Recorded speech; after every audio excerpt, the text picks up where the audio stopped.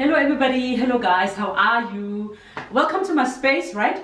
My name is Nthabi. I am an NLP life coach, right? And I'm also a personal mastery trainer. Basically that means I coach people how to master themselves, obviously using the NLP techniques, right? So about the mind, how it works, and how we can use it to program ourselves to see the success we want in life, right? So for me, success starts with how you look, right? It starts with how you think, and that's why every time when I wake up, when I've got clients, I have to make sure that I look the part, because I believe that when you think good, you obviously have to look good. So I take the part of looking good very quite serious, not because of anything, but because of I love it and I enjoy it, right? So image plays a very quite important part when you are being a professional to somebody out there. So I would like to invite you to my space, because normally we would conduct our trainings or our coaching sessions in an office, but because of the lockdown, there's no office. We need to work with what we have, isn't it? So I'm going to show you my space where I conduct my coaching, so you can just follow me, please.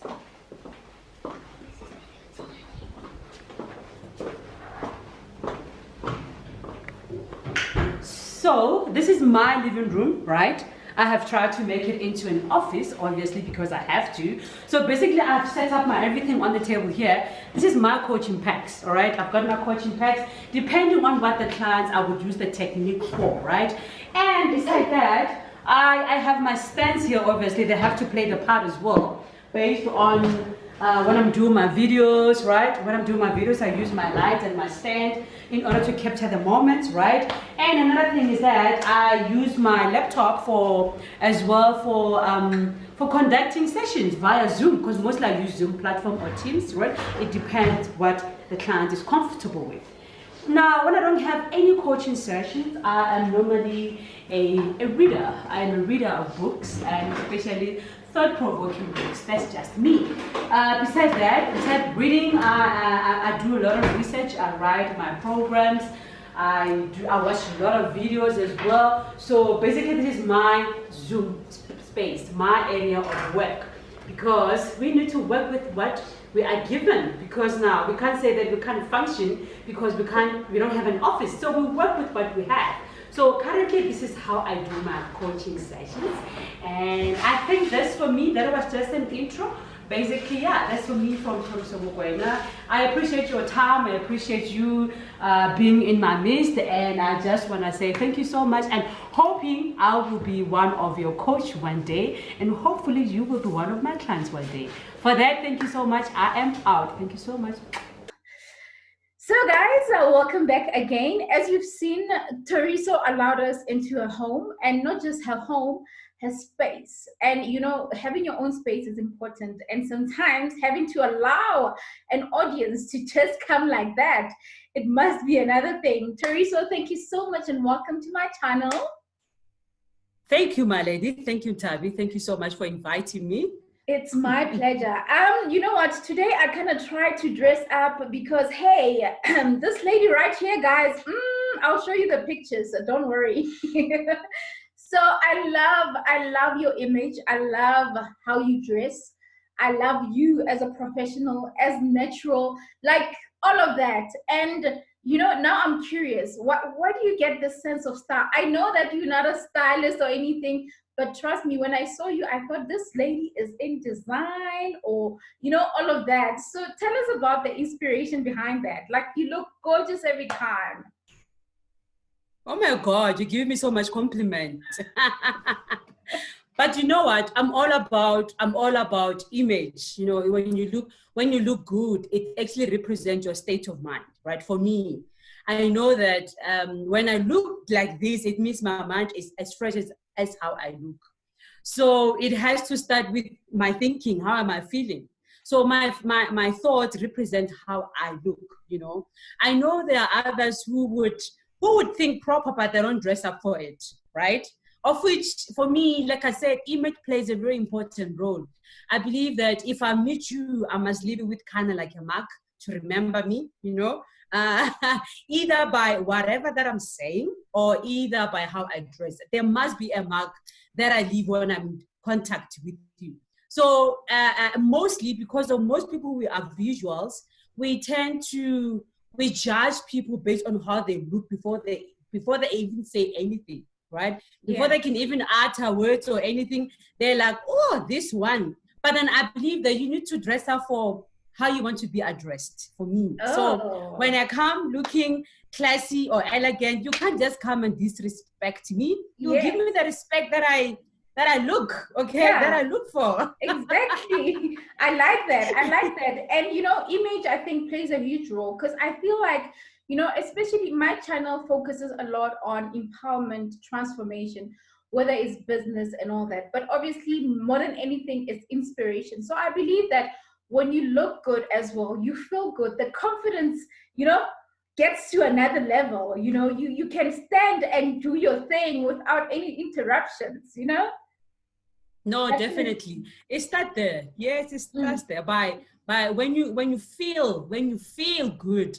How can you not dress good and do good? There must just be 3 ways of doing it. You look good, you think good, you feel good, you look good, and you do good. You've already set the standard that today, as I enter the boardroom or as I enter the restaurant, as I go and meet, they must just see that this woman is feeling good by just the look, you know? She's got this. Yeah, wow. I love that. I love that. And I love you. So, you know what? I think image, we can talk about image all we want, but hey, that is not the main thing about this lady over here. Guys, Teresa is amazing. This woman will pick your brain.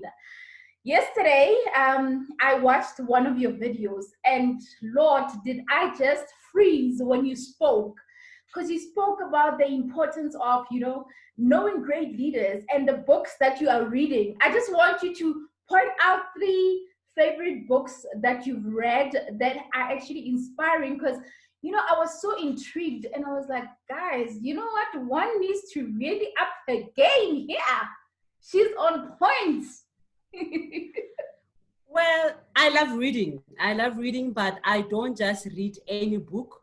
I read books that would actually boost me up, that would actually will challenge me. Okay, I like challenge in terms of how I think.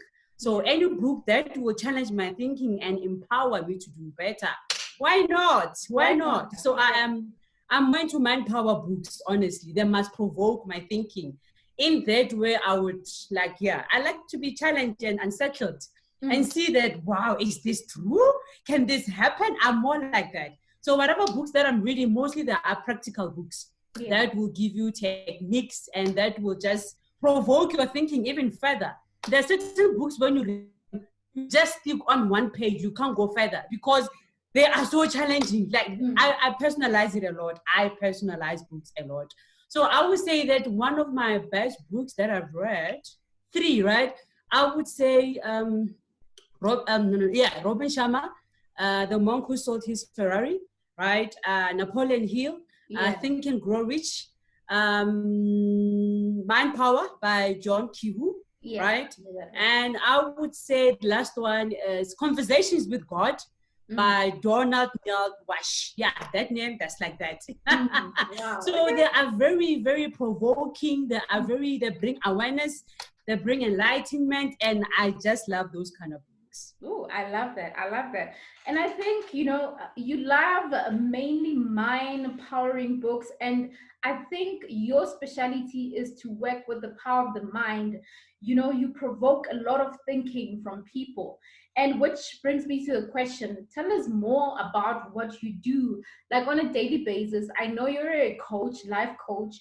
You know, what are the most, I think, highlights of your coaching and what stands out, especially because you work with people? What do you think has impacted a lot in your life coaching, you know, career? Okay, I am a coach. Let me just say that I am an NLP life coach. NLP basically is a neuro-linguistic programming. It deals with how the mind works and how we have programmed our mind to actually think the things we think, to do the things that we do. So it's more about behavior of humankind, but it all starts in the mind, right? So for me, I would say that I chose the NLP because I was a slave to my mind. I didn't know that I can take control of my thoughts. I didn't know that actually my thoughts are the ones that is my enemy. And I didn't know that if I can just switch this part, my life will just automatically become better. That's why we have statements as change your thoughts and change your life. Literally, it means that. And you have thoughts like, as a man thinks, so is he. And then you ask yourself, well, there is so much power actually here in the mind, right? Yeah. So how about I just focus literally on the mind? Because once you change here, everything else starts to change, you know? So I would say that me in my coaching, I enjoy the part of provoking people's thoughts, right? And bringing awakening and awareness. I believe that motivation is good, but it expires, because motivation, I can fuel you up. I can pump you up with, you feel good. You feel like I can beat this. I can do this. I can take over the world. But the minute you leave the room or the door, you're flat again, right? Yeah. But I don't believe much in motivation. I believe in provoking thoughts. Because when I provoke your thoughts, you would go back home and wonder, what did Teresa mean by this and this? That is just the beginning of it. That is just the beginning of it.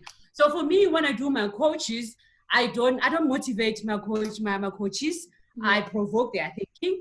And then at the end, they'll come and say, you know what, Teresa? You know, I never thought actually these things is like this and that. You know, Teresa, actually, I never thought that I can take control of my thoughts. Teresa, you know what?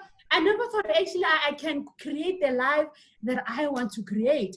So for me, when a person comes and tells me that, it means I have shifted something in their thoughts. Exactly. And once this part is shifted, there's no way that they can act upon it.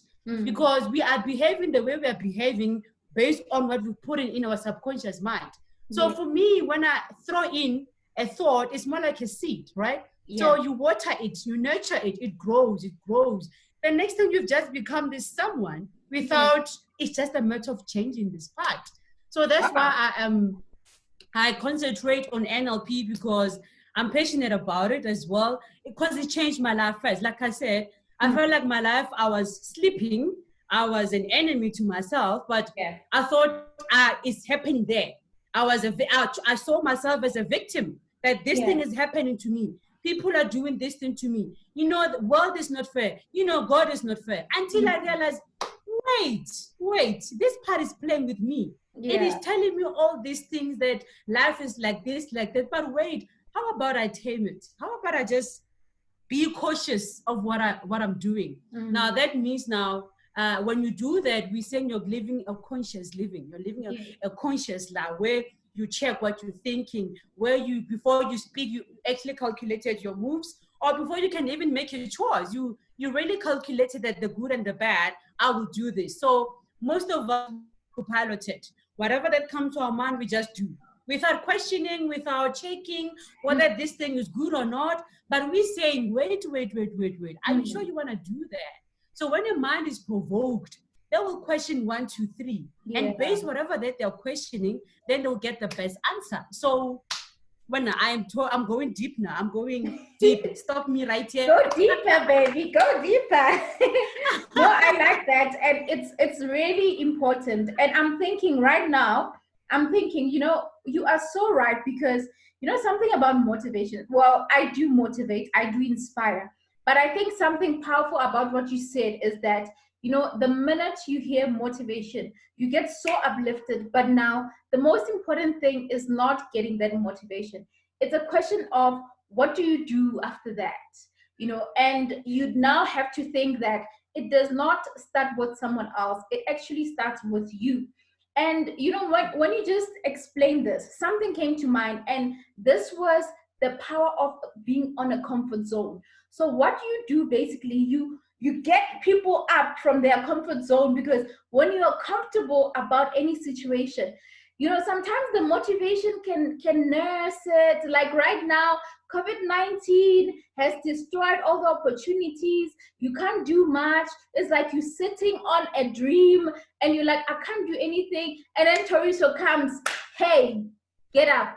You can do this. So I'm intrigued. And I think it's very, very vital that, you know, we have someone like you who can actually touch on that, because really, you know what?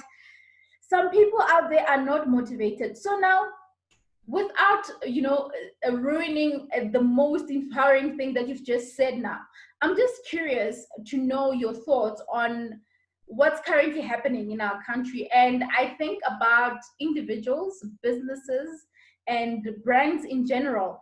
And I'm saying this because I think last week, it was a week where, you know, people were dealing with mental, like some people were depressed and all that. So we were somehow classifying it to those kind of people that are going through so much, you know, being hard on themselves.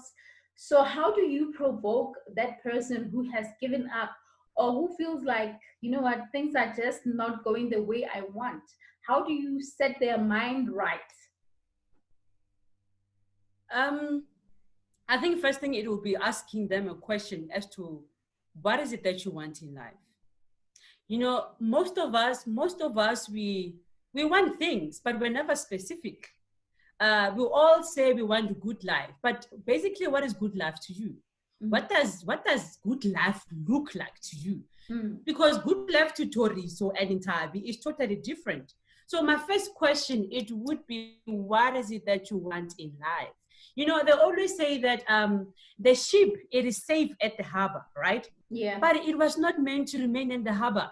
It is supposed to sail with the waves, and you know, it must just go deep inside the sea. So when you ask a person, what is it that you want? They tend to not really be specific what they want. Therefore, it means now they are just flowing wherever the wind is blowing, right? And they are just so comfortable at where they are. So the minute you identify what you want, you're gonna be able to unpack. Okay, if I want to start a business, now you're starting to unpacking. What kind of business do you want to start?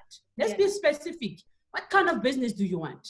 Okay, but once you know what type of business you want, who are your audience? How much do you want to make? How are you gonna do that? In that way, we are provoking thinking in the people. Not to say that, oh, you want business. Oh, okay, you know, I've got this type of business. That is Toriso. What about you? What about you?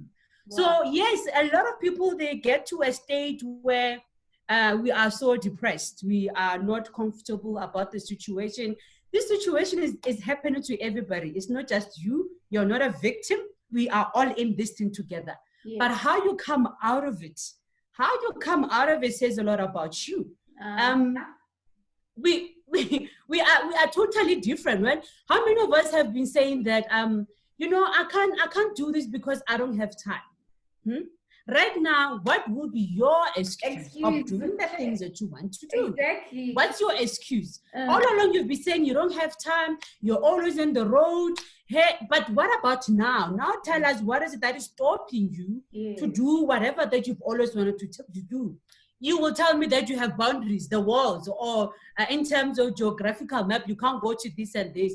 What about those people who are in prison, but they get their qualifications and they do great things in prison, in block cell? What about you?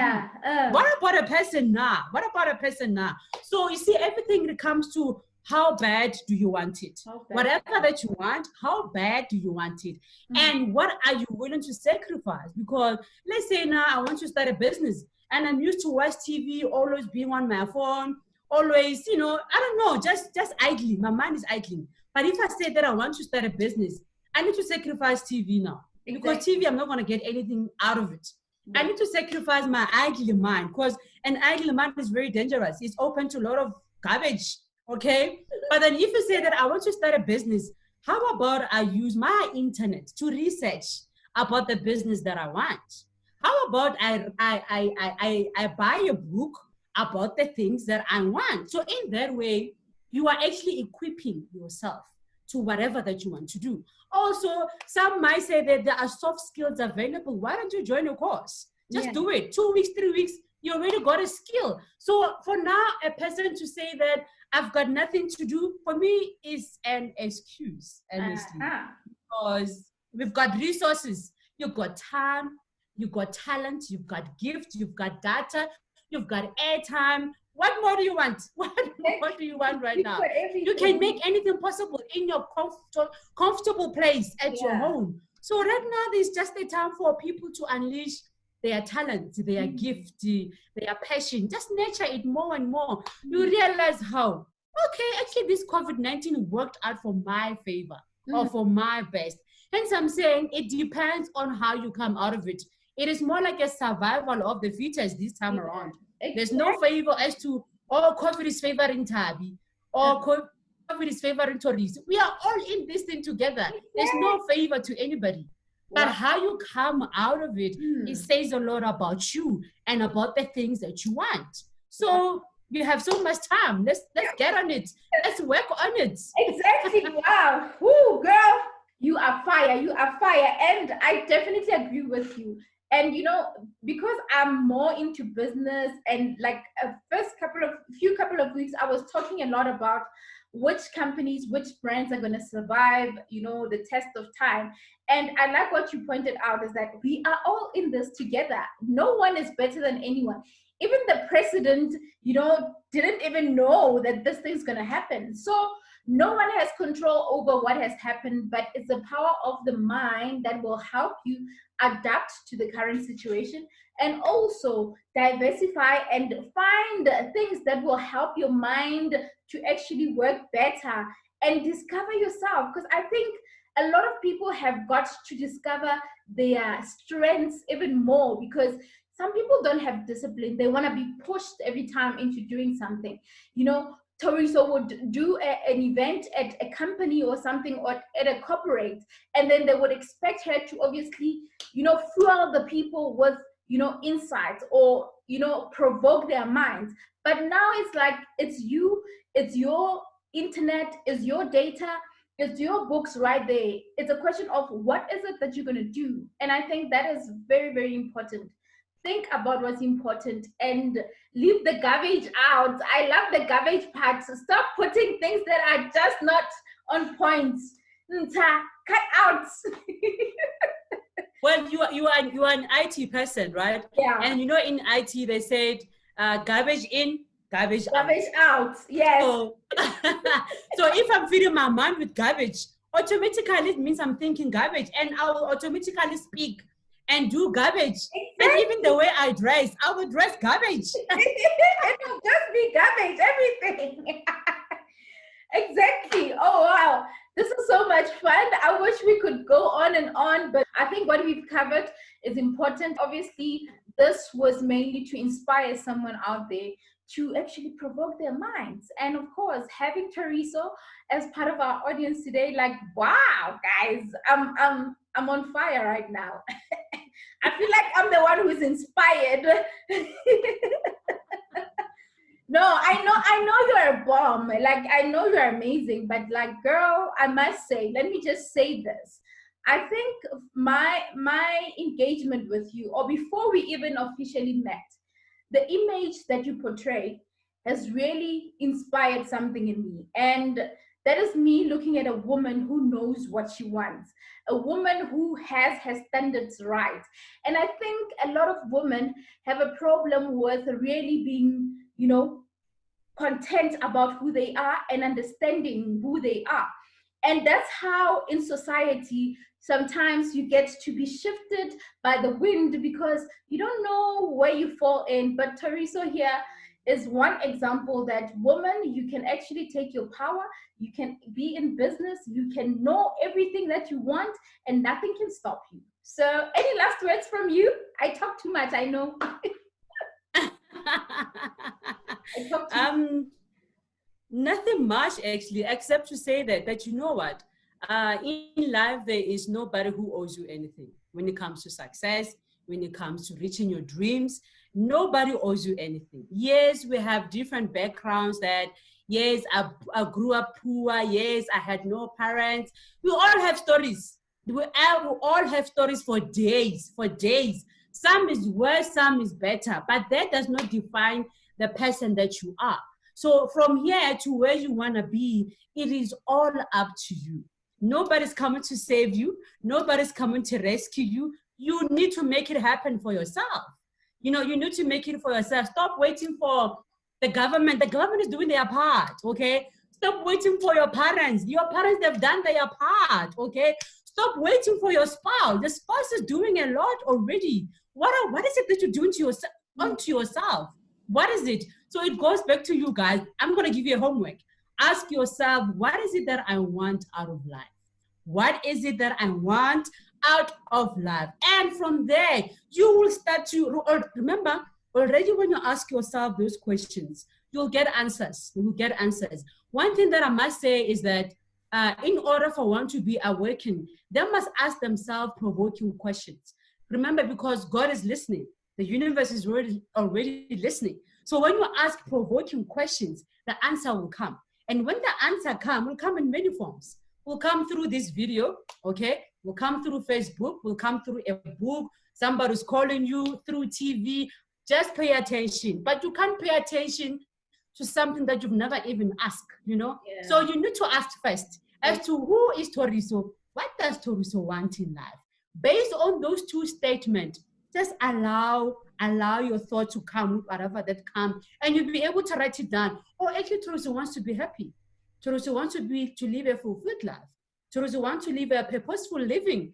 Toriso wants to impact others. Toriso wants to look good. Toriso wants to, you know, all those things will just come flowing. But first thing, ask yourself those provoking questions, because out of provoking questions comes awareness and awakening.